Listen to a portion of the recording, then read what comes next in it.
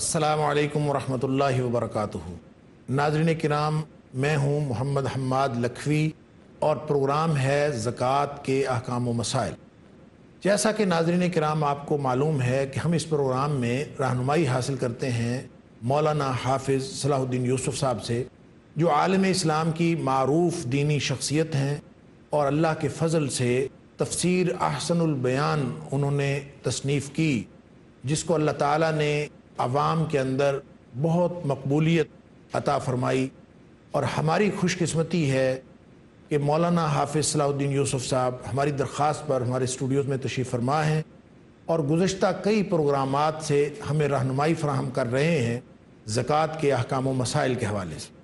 आप साहब अहलन व सहलन, जज़ाकुमुल्लाह, आप तशरीफ़ लाए। अस्सलामु अलैकुम रहमतुल्लाहि व बरकातुहू। वालेकुम सलाम व रहमतुल्लाहि व बरकातुहू। आप साहब, गुज़श्ता प्रोग्राम में हमारी गुफ्तगू मसारफ़ ज़कात में मक़रूज़ तक पहुँची थी और उससे आगे हम अभी तक नहीं बढ़ सके।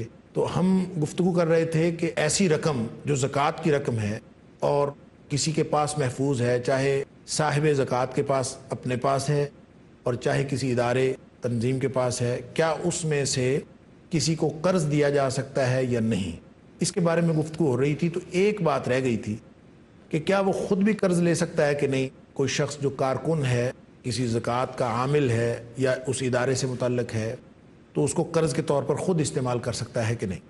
मेरी राय में वो खुद उससे बतौर कर्ज नहीं ले सकता। नहीं ले सकता, इसलिए कि वो उसके पास अमानत रखी हुई है। अच्छा जी। समझे? तो वो सारी रकम का मुहाफिज है। अब उसमें से अगर वो रकम लेकर अपने कारोबार में लगा लेता है या और कोई किसी ज़रूरत पर खर्च कर लेता है, तो ये एक तरह से अमानत में ख़यानत है। उसका तरीक़ा फिर ये है कि वो उसमें से जितनी रकम ले उसको बतौर कर्ज ले। सही।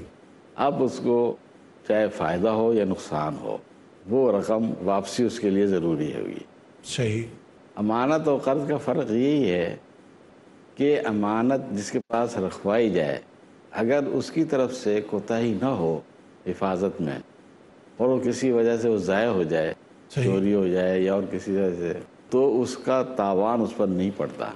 अच्छा, अमीन के पास, अमीन को तावान नहीं पड़ता। हाँ, अमीन को ये नहीं कहा जाएगा कि ये तुम्हारे पास हमारी अमानत थी, अब तुम अदा करो, अगर उसकी कोई कोताही शामिल नहीं। कोताही शामिल ना हो। अब कोताही शामिल होगी फिर तो वो जिम्मेदार होएगा। लेकिन अगर उसकी तरफ से वाकई कोई कोताही सामने ना आए और माल इस तरह चोरी हो जाए या किसी और तरीके से ज़ाया हो जाए, तो वो अमानत की रकम वापस करने का पाबंद नहीं है। अब सब अदना कोताही भी अगर साबित हो जाए, यानी बड़ी कोताही उसने नहीं की लेकिन कुछ ना कुछ कोताही है, तो फिर भी उसको कुछ ना कुछ तावान डाल दिया जा सकता है। वहाँ बैठ कर लोग फैसला करेंगे, कुछ ना कुछ तावान डाला जा सकता है। नौयत के मुताबिक, वो नौयत के मुताबिक फैसला होएगा ना। ठीक। तो यानी अगर अमीन से कतन कोई कोताही नहीं हुई, फिर उसके ऊपर कतन कोई तावान नहीं पड़ेगा। कोई तावान नहीं। अगर उसकी कोई कोताही शामिल है तो कोताही की नौयत को मलहूज रखते हुए उतना तावान उसके ऊपर पड़ेगा। और अगर बड़ी कोताही का मतलब बेशी उसके हिसाब से की जा सकती है। ठीक। और कर्ज उसको कहते हैं कि उसकी अदायगी हर सूरत में ज़रूरी है। समझे? वो चाहे उसको नुकसान हो, वो कर्ज ली हुई रकम ज़ाया हो जाए, चोरी हो जाए, उसके इस्तेमाल में आई या नहीं आई, जो मर्जी है, उसने कर्ज तो वो वापस करने का पाबंद है। सही। इसलिए मैं कहता हूँ कि जो रकम ज़कात की उसके पास बतौर अमानत रखी गई है, वो उसका मुहाफिज है। अब अगर वो उसको अपनी ज़ाती ज़रूरत के लिए लेना चाहता है तो वो बतौर कर्ज ले। सही। ताकि उसकी अदायगी का वो पाबंद हो।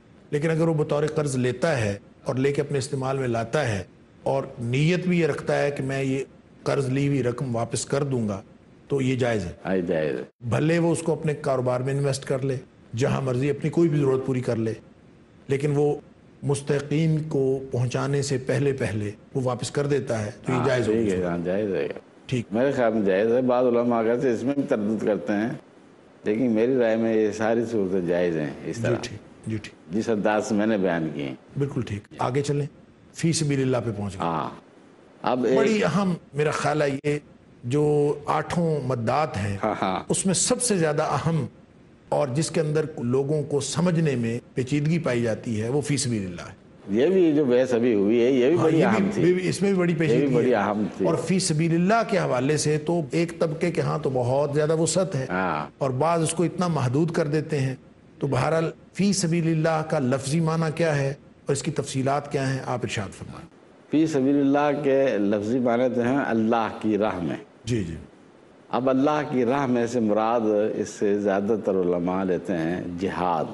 اللہ کی راہ میں جہاد کرنے والے جو غازی ہیں وہ چاہے مالدار بھی ہیں تو آپ زکوٰۃ کی رقم سے ان کی امداد کر سکتے ہیں۔ فی سبیل اللہ کا مطلب وہ یہ بیان کرتے ہیں، ٹھیک۔ اور وہ صرف اس حد تک ہی محدود رکھتے ہیں یا ایک حدیث کی بنیاد پر اس میں حج کو بھی شامل کرتے ہیں۔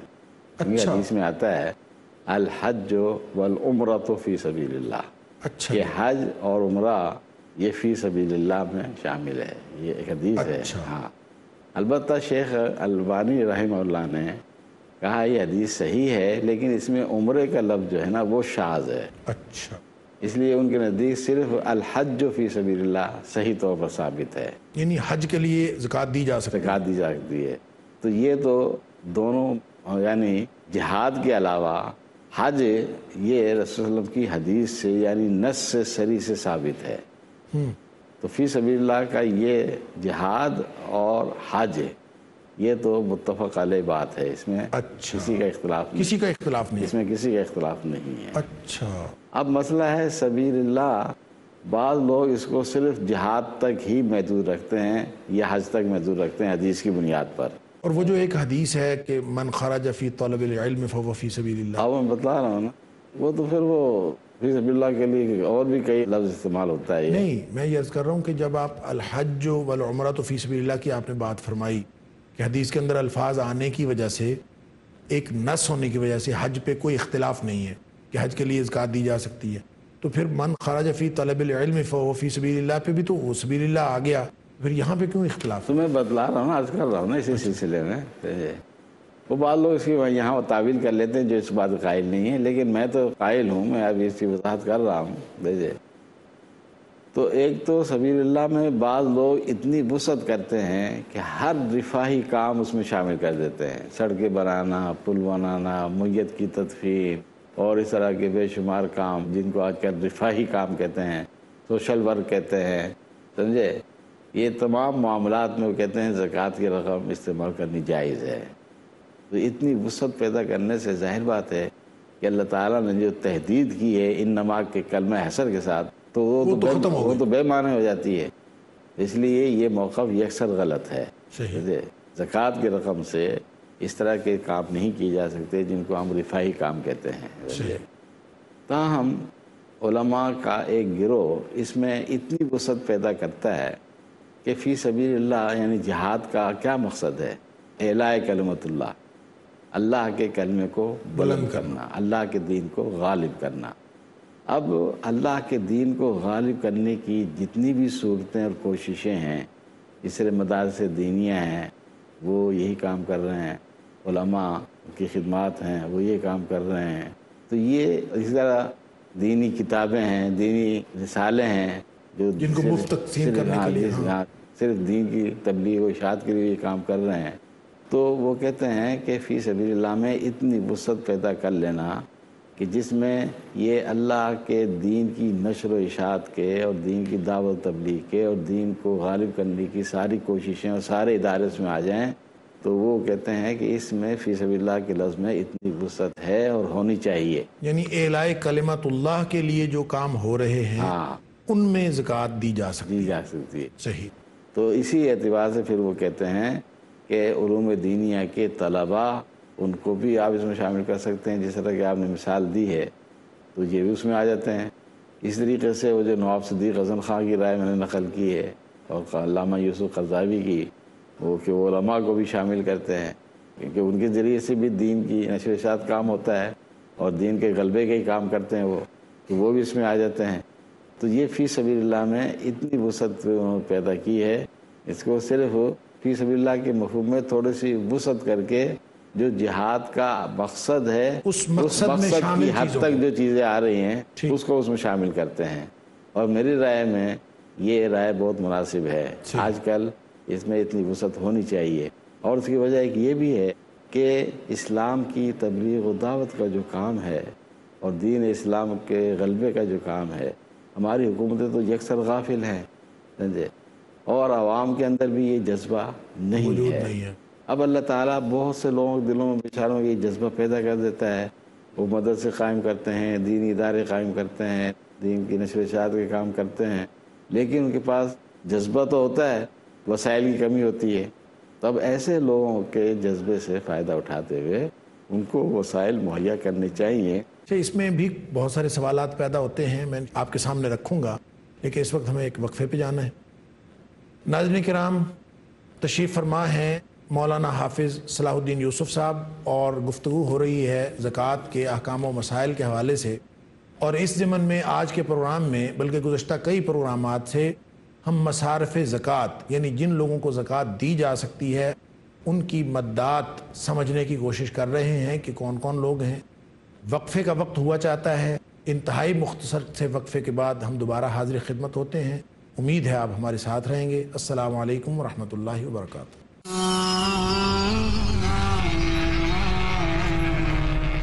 السلام علیکم ورحمۃ اللہ وبرکاتہ۔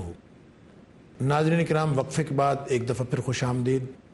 تشریف فرما ہے ہمارے پاس اسٹوڈیو میں مولانا حافظ صلاح الدین یوسف صاحب، اور گفتگو چل رہی ہے زکوٰۃ کے احکام و مسائل کے حوالے سے مصارف زکوٰۃ کے بارے میں۔ اور وقفے سے پہلے ہم گفتگو کر رہے تھے فی سبیل اللہ، یعنی زکوٰۃ کی رقم ان لوگوں کو دی جا سکتی ہے جو فی سبیل اللہ ہیں۔ ان سے کون لوگ مراد ہیں، اس پہ بات چل رہی تھی۔ حافظ صاحب سے وہیں سے آغاز کرتے ہیں۔ حافظ صاحب، آپ نے فرمایا کہ اس میں تعلیم اور اعلاء کلمت اللہ کے لیے یا مختلف جو دعوتی تنظیمیں ہیں جو دعوت کا کام کر رہی ہیں، اور وہی مقصد جو جہاد کے ذریعے سے حاصل کیا جاتا ہے کہ اللہ کے دین کی سربلندی ہو، جو اس مقصد کے لیے تنظیمیں کام کر رہی ہیں ان کو زکوٰۃ دی جا سکتی ہے۔ لیکن جو تنظیمیں رفاہی کام کرتی ہیں، سڑکیں بنانا، مسافر خانے بنانا، ہسپتال بنانا، ان کو زکوٰۃ نہیں دی جا سکتی۔ جی ہاں، بالکل۔ سمجھ آ گئی بات۔ اب آج کل اسپتال والے بھی لوگوں سے زکوٰۃ وصول کرتے ہیں، اور یہ بالکل ٹھیک نہیں ہے۔ تو یہ بالکل غلط ہے۔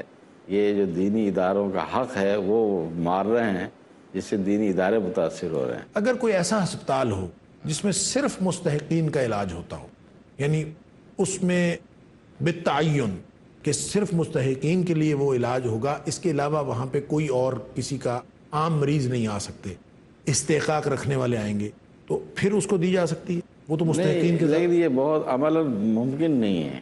اگر اسپتال ہوگا تو لازماً وہاں سب لوگ ہی جائیں گے۔ نہیں، اگر اس کسی کی کوئی اور صورت اختیار کی جا مثلا اگر کسی دور دراز علاقے میں، اس کے لیے ایک دوسری صورت اختیار کی جا سکتی ہے، جس طرح حکومت نے ایک بنایا ہوا ہے، وہ چیئرمین، زکوٰۃ کمیٹی کا جو چیئرمین ہوتا ہے، اگر وہ لکھ کے دے دیتا ہے اپنے علاقے کے کسی غریب آدمی کی بابت یہ مستحق ہے، تو اس کا علاج وہ اسپتال میں مفت کر دیتے ہیں۔ صحیح، یعنی ایسی مد بنائی جا ہاں، سکتی، اس قسم کی صورت بنائی جا سکتی ہے۔ یعنی لیکن ہسپتال تعمیر نہیں کیا جا سکتا، جی ہاں۔ اور ہسپتال کے رننگ اخراجات کے لیے بھی زکوٰۃ کی مد سے رقم نہیں دی جی جا ہاں، سکتی۔ جی ہاں۔ جب بات کر رہے تھے ہم تعلیم کے اداروں کی، تو آپ نے فرمایا کہ تعلیمی اداروں میں چونکہ طلباء بھی مستحق ہیں دین کے طالب علم ہونے کی وجہ سے، علماء بھی مستحق ہیں، چاہے وہ اپنے گھروں میں ان کی حیثیت جیسی بھی ہو، جیسی بھی ہو، وہ اس لیے مستحق ہیں کہ وہ دین کی تعلیم دے رہے ہیں۔ اچھا، اس لیے تعلیمی اداروں کو زکوٰۃ دینے میں کوئی مسئلہ نہیں۔ جی ہاں۔ لیکن اس میں سوال یہ پیدا ہوتا ہے کہ تعلیمی ادارے کے اندر ظاہر ہے کہ انتظامیہ ہیں، ان کے دیگر ملازمین بھی ہیں، اور کچھ ایسے لوگ انوالو ہیں جو اگرچہ صاحب حیثیت ہیں لیکن وہ اس مدرسے کے کارکن کے طور پر کام کر رہے ہیں۔ بجلی کا بل ہے، یوٹیلیٹیز ہیں، ساری گیس کا بل ہے، یہ ساری چیزیں بھی جب اس میں سے جائیں گی تو ظاہر ہے اس میں بہت ساری چیزیں ایسی ہیں یا بہت سارے اخراجات ایسے ہیں جس کو آپ بالکلیہ اور بالتعین یہ نہیں کہہ سکتے کہ یہ صرف علماء کے لیے استعمال ہوا ہے یا طلباء کے لیے، بلکہ اس میں کچھ اور چیزیں بھی آ جاتی ہیں۔ تو کیا اس میں کوئی حرج نہیں ہے؟ تعلیمی ادارے کو دے دینی چاہیے زکوٰۃ اور اس میں سے ساری چیزیں خرچ ہو جائیں، کوئی حرج نہیں ہے؟ اس کی دو صورتیں ہیں۔ اگر تو وہ زکوٰۃ کے علاوہ بھی کچھ تعاون کو ملتا ہے یا مل سکتا ہے تو وہ اس کے لیے کوشش کرنی چاہیے، اور وہ اپنے فنڈ دو نوعیت کے بنا لیں، دو الگ الگ اکاؤنٹس بنائیں، ایک میں زکوٰۃ فنڈ ہو، دوسرا تعاون جو ہے وہ۔ لیکن جہاں ایسا ممکن نہیں ہے تو آخر اس ادارے کو تو چلانا ہے ہر صورت میں، اس کے پھر جتنے بھی اخراجات ہوں گے، اگر ان کی مجبوری ہے کہ اور تعاون کو حاصل نہیں ہوتا یا نہیں ہو سکتا تو پھر دیگر اخراجات بھی اس میں سے ادا کریں گے۔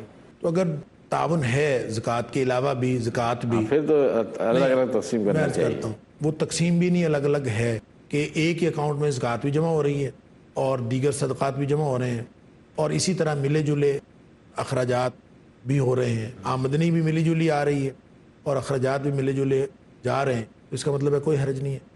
نہیں، وہ تو فنڈ تو ایک جگہ جمع کیا جا سکتا ہے، لیکن آج کل حساب کتاب کرنا تو مشکل نہیں ہے. نہیں، لیکن جو آپ دینے دیکھو نا، ہر شخص سے جو شخص دینے آ رہا ہے آپ اس سے الگ الگ پوچھیں یہ زکوٰۃ ہے کہ صدقہ ہے، زکوٰۃ ہے کہ صدقہ ہے، یہ بھی تو عملاً ممکن نہیں ہے نا. جو شخص دے رہے ہیں بس وہ آ رہا ہے، زکوٰۃ بھی آ رہی ہے، دیگر بھی آ رہے ہیں، اکاؤنٹ میں جمع ہوتے جا رہے ہیں. کوئی کسی نے ڈاک کے ذریعے چیک بھیج نہیں دیا، اکثر پتہ لگ جاتا ہے، نہیں وہ تو بعض خیر وقت نہیں جہاں پتہ نہ پتہ چلے. جہاں نہ پتہ لگے وہاں اس کو. اچھا، اگر یہ پتہ چلے اہتمام اس کا ممکن ہو ہاں، کہ زکوٰۃ الگ، باقی صدقات اور دیگر آمدنی کے ذرائع الگ، اگر یہ ممکن ہو تو کون سی مدات کو زکوٰۃ میں رکھا جا سکتا ہے اور کون سی مدات کو الگ کر دینا ضروری ہے؟ جہاں تک طلباء اور علماء، اساتذہ، ان کی تنخواہ ہیں، ان کی دیگر ضروریات ہیں، ان کے کھانے پینے کے اخراجات ہیں، تو اس کو آپ زکوٰۃ پر رکھ لیں. ٹھیک. اور جو یوٹیلیٹی بل ہیں اور اس طرح کے دیگر اخراجات ہیں ان کو آپ دوسرے فنڈ سے. دیکھیں اب یوٹیلیٹی بل میں بھی زیادہ خرچہ تو ان علماء اور طلباء کی وجہ سے ہی آ رہا ہے کہ جو وہاں پہ رہائش تو پذیر ہیں، رہا ہے، میں نے بتلایا نا. لیکن اس میں چونکہ دوسرا ہے ہاں، اگر ممکن ہو تو اس طرح کر لیا الگ جائے، کرنا اگر چاہیے. نہیں ہے تو پھر تو کوئی حرج نہیں ہے، سارے کوئی اخراجات حرج نہیں ہے، اسی سارا سے خرچ ہو سکتا ہے، ہو سکتا ہے. کوئی حرج نہیں ہے، پھر بھی تعلیمی اداروں کو زکوٰۃ دی جانی جی ہاں، چاہیے. جی ہاں. صحیح. اس کے علاوہ فی سبیل اللہ کے حوالے سے کوئی اور بات جو آپ بتانا پسند فرمائیں؟ میرے خیال میں تو یہ جو ضروری باتیں تھی اس میں وہ ہو گئی الحمدللہ. الحمدللہ. اب اگلی بات ہے وابن السبیل. وابن السبیل کا معنی ہے راستے کا بیٹا. جی ٹھیک. لفظی ترجمہ مراد ہے اس سے مسافر، نووارد. ایک شخص کسی دوسرے ملک میں یا دوسرے شہر میں جاتا ہے کسی بھی کام کے لیے، وہاں اتفاق ہے کہ اس کے پاس رقم خرچ ہو جاتی ہے یا ضائع ہو جاتی ہے، بعض دفعہ جیب کٹ جاتی ہے انسان کی، سمجھے. اب وہاں وہ محتاج ہو جاتا ہے، تو گھر میں چاہے وہ صاحب حیثیت ہے، غنی ہے. اب آج کل تو بینک اکاؤنٹ ہوتے ہیں اصحاب حیثیت کے، وہ ہر جگہ سے نکلوا جا سکتے ہیں، لیکن ہر شخص کے تو پھر بھی نہیں ہو سکتے. تو اس لیے اگر کوئی اس قسم کی صورت پیش آ سکتی ہے کسی مسافر کو، تو اس کی مدد بھی زکوٰۃ کی رقم سے کرنی جائز ہوگی. یہ ہے وابن السبیل کا مطلب. لیکن کتنی مدد کرنی ہے اس کی؟ صرف جتنی اس کی ضرورت پوری ہو جائے. صرف اتنی کہ وہ گھر پہنچ جائے؟ ہاں وہی نا، بس اس کی ضرورت پوری ہو جائے. یعنی گھر پہنچنے تک کے اخراجات.